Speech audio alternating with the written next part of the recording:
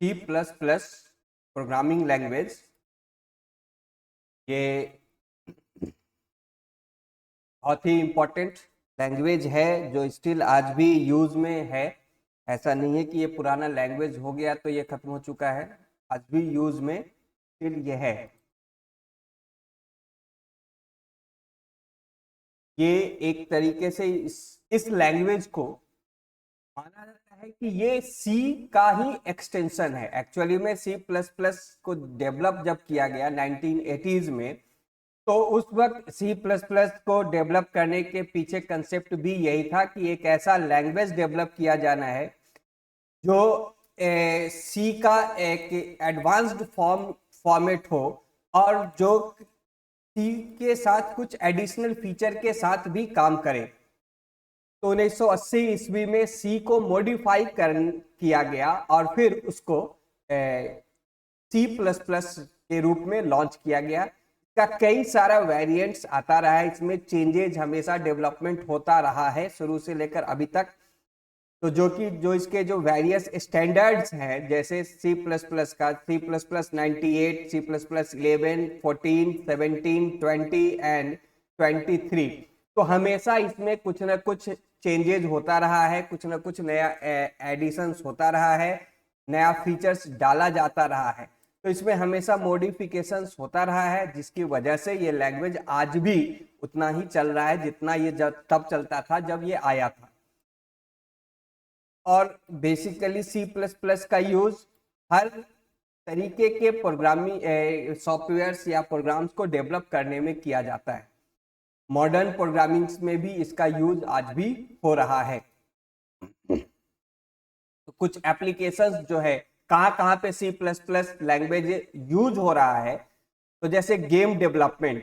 तो अभी जो हमारा गेम डेवलपमेंट है वो बहुत ही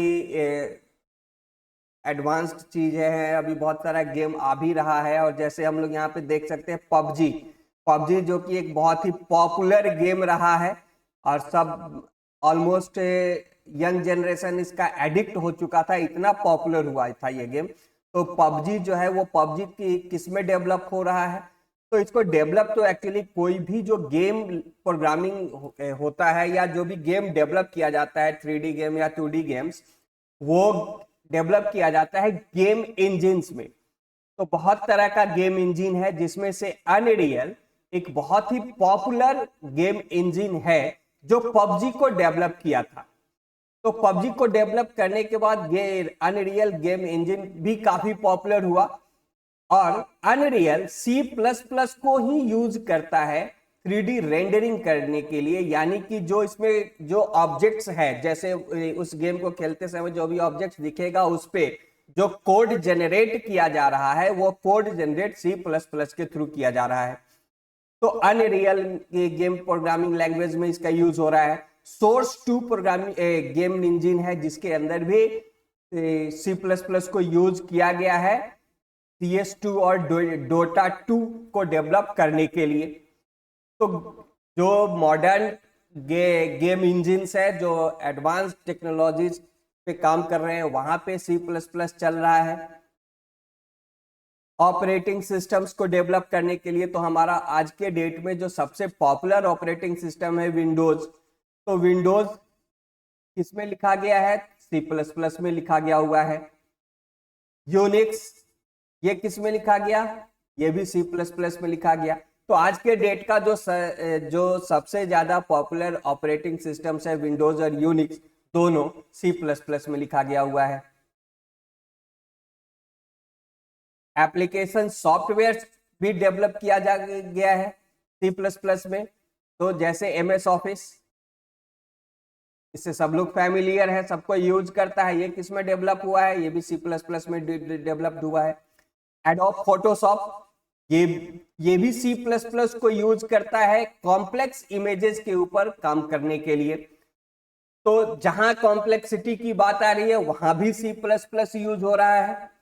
general application software MS office जैसा बड़ा पैकेज भी सी प्लस प्लस में डेवलप हो रहा है।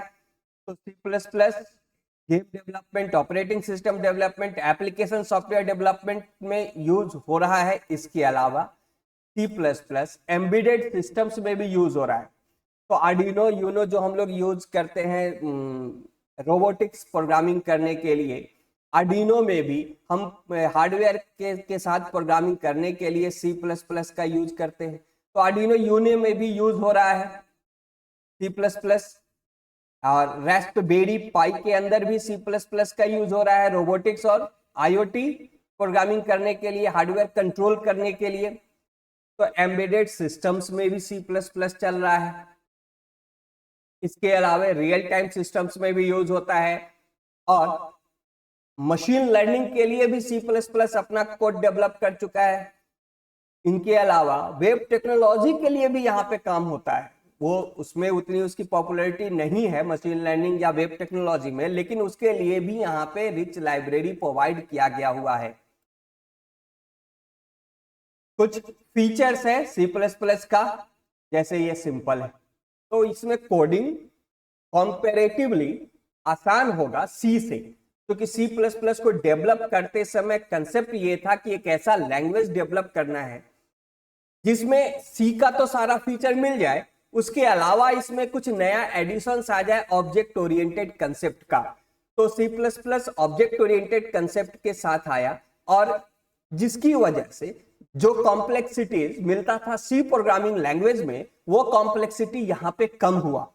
तो C plus plus comparatively simple है इसमें प्रोग्राम लिखना सी के कंपैरिजन में। तो यहाँ पे हम लोगों को एक बहुत ही रिच लाइब्रेरी भी मिलेगा, और बहुत सारा डेटा टाइप भी मिलेगा, और हम लोगों के पास क्लास का कंसेप्ट भी आएगा, जहां पे हम user defined data type concept को नए रूप में यूज करेंगे। सी में हम लोग यूजर डिफाइंड डेटा टाइप को यूज करने के लिए एनम को यूज करते हैं, या यूनियन को यूज करते हैं, या स्ट्रक्चर को यूज करते हैं। इसके अलावा यहाँ पे अब हम लोगों को क्लास का कंसेप्ट मिल रहा है, जो कि एक यूजर डिफाइंड डेटा टाइप का कंसेप्ट देगा, जो कि एक ब्रॉड फॉर्म में आ रहा है। ये मशीन इंडिपेंडेंट है। सी प्लस प्लस के कोड को हम किसी भी लैंग्वेज किसी भी मशीन पे एग्जीक्यूट कर सकते हैं, बट वहां पे कंपाइलर हमारा सुटेबल कंपाइलर होना चाहिए जो सी प्लस प्लस के प्रोग्राम को एग्जीक्यूट कर सके। तो अगर कंपाइलर सुटेबल है तो किसी भी मशीन पे हम लोग सी प्लस प्लस के कोड को एग्जीक्यूट कर सकते हैं। लो लेवल एक्सेस, तो सी प्लस प्लस हम लोगों को सिस्टम रिसोर्सेज को भी एक्सेस करने का फीचर्स प्रोवाइड करता है। तो ये बहुत ही सुटेबल होता है सिस्टम रिसोर्सेज को एक्सेस करने के लिए, जिसकी वजह से इसमें प्रोग्रामिंग करना प्रोग्रामर्स का एक चॉइस होता है कि सी प्लस प्लस में करेंगे, जिससे कि हम आसानी से इजीली हम सिस्टम रिसोर्सेज को एक्सेस कर सकते हैं। इसका एग्जीक्यूशन स्पीड फास्ट होता है कंपैरेटिवली सी के। तो ये हाई लेवल, एक फास्टेस्ट हाई लेवल लैंग्वेज माना जाता है, और यहाँ पे कोई एडिशनल प्रोसेसिंग ओवरहेड नहीं है, जिसकी वजह से ये फास्ट है। और object oriented C plus plus का बहुत ही इंपॉर्टेंट और स्ट्रॉन्गेस्ट फीचर है, और यही ऑब्जेक्ट ओरिएंटेड का कंसेप्ट जो है वो सी प्लस प्लस को सी से डिफरेंट करता है। तो सी और सी प्लस प्लस में मेन डिफरेंस कहां पे आ रहा है? ये ऑब्जेक्ट ओरिएंटेड। तो ऑब्जेक्ट ओरिएंटेड के फीचर को यहां पे यूज किया गया सी प्लस प्लस में, और इसको एक नया प्रोग्रामिंग लैंग्वेज बनाया गया। तो कोई भी ऑब्जेक्ट ओरिएंटेड प्रोग्रामिंग लैंग्वेज जब आता है, उसमें कई एडिशनल फीचर्स हम लोगों को मिलता है जो non object oriented programming languages में नहीं था। तो सी प्लस प्लस के पहले का जो भी लैंग्वेज था वो ऑब्जेक्ट ओरिएंटेड नहीं था। सी हमारा एक मॉडल लैंग्वेज था, जो कि मॉड्यूलर बेस्ड प्रोग्रामिंग लैंग्वेज था, स्ट्रक्चर्ड बेस्ड प्रोग्रामिंग लैंग्वेज था। लेकिन सी को मॉडिफाई किया गया, एक स्टेप इसमें ऐड किया गया, और इसको ऑब्जेक्ट ओरिएंटेड बनाया गया। और ऑब्जेक्ट ओरिएंटेड प्रोग्रामिंग लैंग्वेजेस में कई फीचर्स हम लोगों को मिल जाएंगे, जिनके मदद से हम अपने प्रोग्राम को मेंटेन कर सकते हैं उसको आसानी से, और लार्ज प्रोग्राम्स को भी लिख सकते हैं जिसका एग्जीक्यूशन भी फास्ट होगा। तो ये सब जो फीचर्स है ये C++ का फीचर्स है। अब ऑब्जेक्ट ओरिएंटेड क्या होता है, उप्स क्या है? उप्स एक ऐसा कंसेप्ट है जो कि रियल लाइफ से, रियल वर्ल्ड से लिया गया हुआ है। यानी रियल वर्ल्ड में या रियल लाइफ में हम लोग जिस तरीके से ऑब्जेक्ट बेस्ड होते हैं, उसी तरह से ऑब्जेक्ट ओरिएंटेड एक कंसेप्ट है जो सिस्टम को इनेबल करता है रियल वर्ल्ड की तरह से, जिससे कि सिस्टम रिसोर्सेज का मैक्सिमम यूटिलाइजेशन हो पाए। तो अभी हम लोग फीचर में देखे हैं कि ये फास्ट है, तो फास्ट भी ये क्यों हो रहा है? क्योंकि ये मैक्सिमम यूटिलाइजेशन कर रहा है। ये छोटे छोटे ब्लॉक्स में डिवाइड होगा और जिसकी वजह से एक एक ब्लॉक्स को बारी बारी से एग्जीक्यूट कराया जाएगा, तो जिससे कि एग्जीक्यूशन फास्ट होगा। तो ये कैसे हो रहा है? ये उप्स के मदद से हो रहा है। उप्स ऑब्जेक्ट ओरिएंटेड प्रोग्रामिंग, यानी अब हम ऑब्जेक्ट को ओरिएंट करेंगे, ऑब्जेक्ट को क्रिएट करेंगे, ऑब्जेक्ट को बनाएंगे और हमारा जो भी काम होगा ऑब्जेक्ट बेस्ड हो जाएगा। तो हम ऑब्जेक्ट को यहाँ पे ओरिएंट कर रहे हैं जिससे कि काम हमारा आसान होगा। रियल लाइफ में हम लोग ऑब्जेक्ट्स डिपेंडेंट होते हैं। जैसे हम इस पेन को यूज कर रहे हैं, तो ये पेन क्या है? ये पेन एक ऑब्जेक्ट है। तो अगर हमको लिखना है तो एक पेन टाइप का एक ऑब्जेक्ट चाहिए होगा जिससे हम लिख पाएंगे। तो अगर ये पेन नहीं हो तो हम नहीं लिख सकते। मोबाइल फोन से, तो अगर हमारे हाथ में एक मोबाइल फोन डिवाइस नहीं होगा तो हम मोबाइल फोन को यूज नहीं कर पाएंगे। तो वो डिवाइस क्या है? वो एक ऑब्जेक्ट है। लैपटॉप, अगर हमारे पास वो लैपटॉप डिवाइस नहीं होगा तो हम लैपटॉप पे काम नहीं कर पाएंगे। तो वो लैपटॉप डिवाइस क्या है? वो एक ऑब्जेक्ट है।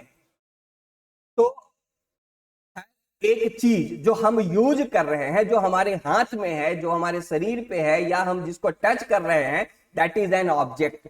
तो रियल लाइफ में हम किसी भी चीज को यूज करना चाहते हैं, उसकी फैसिलिटीज को, उसके फीचर को एक्सेस करना चाहते हैं, तो उस चीज को हम लाते हैं एक ऑब्जेक्ट के फॉर्म में। तो हम ऑब्जेक्ट डिपेंडेंट है। अब उसी ऑब्जेक्ट के कंसेप्ट को अब यहाँ पे हम लोग प्रोग्रामिंग में यूज करेंगे। यानी अब हम जो डेटा डिफाइन करेंगे, हम उस डेटा को डायरेक्ट एक्सेस नहीं करेंगे, हम with the help of the object. अब जैसे हमारे पास कार है, तो कार में क्या है? बहुत सारा कंपोनेंट्स लगा हुआ है। जैसे व्हील्स लगा हुआ है, उसमें इंजन लगा हुआ है, उसके अंदर स्टीयरिंग लगा हुआ है। ये सब क्या है? ये सब डिफरेंट डिफरेंट ऑब्जेक्ट्स है जो कि एक कार ऑब्जेक्ट को क्रिएट कर रहा है। तो हम ये जो हमारा जो व्हील है, ये जो स्टीयरिंग है, ये जो इंजन है, हम इसको इसका डेटा बोलेंगे। These are the data members. तो ये हमारा डेटा है किसका? कार का। और कार एक ऑब्जेक्ट बन रहा है, कार एक ऑब्जेक्ट बन रहा है जिसका यूज हम लोग कर रहे हैं। तो अब इसको और आगे हम लोग थोड़ा सा डिटेल में समझेंगे। तो बेसिक कंसेप्ट यहाँ पे क्या है कि उप्स क्या है? तो उप्स ऑब्जेक्ट ओरिएंटेड है। यहाँ पे हम ऑब्जेक्ट को ओरिएंट कर रहे हैं और तब हम उस पर काम कर रहे हैं, जिससे फायदा क्या हो रहा है कि हम अपने सिस्टम का मैक्सिमम यूटिलाइजेशन कर पा रहे हैं। उप्स के कई फीचर्स हैं, जैसे क्लास, ऑब्जेक्ट। तो इन दोनों को हम फीचर नहीं भी कहें, ये चूंकि हमारा बेस है ऑब्जेक्ट ओरिएंटेड का, तो हम कह सकते हैं these are the base of object oriented. बाकी 1 2 3 4 these are the important feature of object oriented: inheritance, polymorphism, abstraction, encapsulation. These are the features या प्रॉपर्टीज ऑफ उप्स। अब ये सब जो प्रॉपर्टीज है ये तभी होगा जब हमारे पास क्लास होगा, हम उसका ऑब्जेक्ट डिफाइन करेंगे, ऑब्जेक्ट ओरिएंट करेंगे, तभी हम इन सब फीचर्स को एक्सेस कर पाएंगे, यूज कर पाएंगे। तो अगर हमारे पास क्लास नहीं है तो हम इन किसी भी फीचर्स को एक्सेस नहीं कर सकते हैं। तो क्लास हमारा एक बेसिक कंपोनेंट है जो ऑब्जेक्ट ओरिएंटेड होने के लिए जरूरी है। और ऑब्जेक्ट एक दूसरा बेसिक कंपोनेंट है जो ऑब्जेक्ट ओरिएंटेड फीचर्स को अवेल करने के लिए जरूरी है। यानी क्लास क्या कर रहा है, क्लास ऑब्जेक्ट ओरिएंटेड कंसेप्ट को क्रिएट कर रहा है और ऑब्जेक्ट उस कंपोनेंट्स को, उस फीचर्स को एक्सेस करने का प्रॉपर्टीज प्रोवाइड कर रहा है। अब इन सारे प्रॉपर्टीज को वन बाय वन थोड़ा डिटेल में हम लोग देख लेंगे।